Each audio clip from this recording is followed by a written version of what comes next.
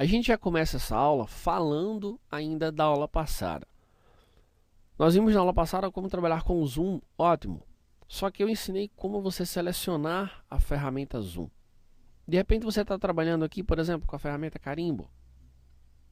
Deixa eu selecionar aqui, que no caso é a Clone Stamp em inglês.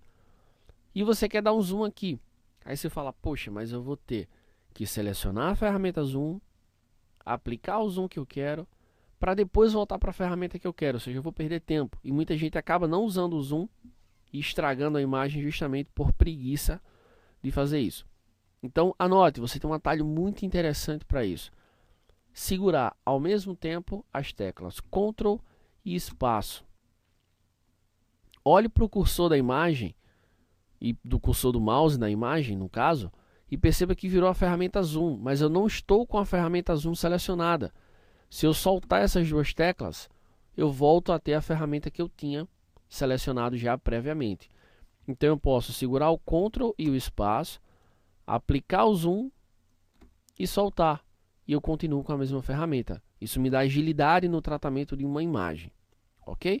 Nós vamos aprender agora sobre a ferramenta Hand, ou mão, simplesmente mão. Qual a utilidade? Bom, eu vou usar aqui o atalho Ctrl espaço e vou dar um zoom aqui. Bacana. Perceba que eu estou com 200% de zoom, tá? Então, eu não estou vendo, claro, a imagem completamente. Porém, eu preciso tratar agora o olho.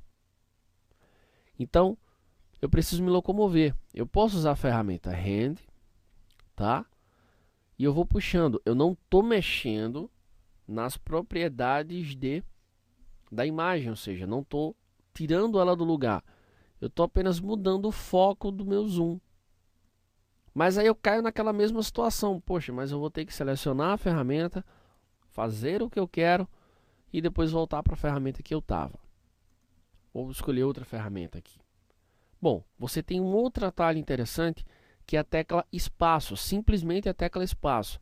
Você vai segurar o espaço, ó, olhe para o cursor do mouse e ele virou a ferramenta mão, que é a ferramenta Hand. E eu posso agora manipular. Quando eu soltar o espaço, eu volto a ter a ferramenta que eu tinha já previamente selecionada. Então perceba que são dois atalhos que você realmente precisa gravar para trabalhar no Photoshop. Ctrl espaço transforma a ferramenta em ferramenta Zoom. Você pode diminuir ou aumentar o zoom.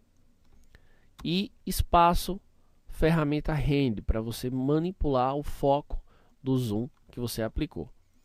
Ok?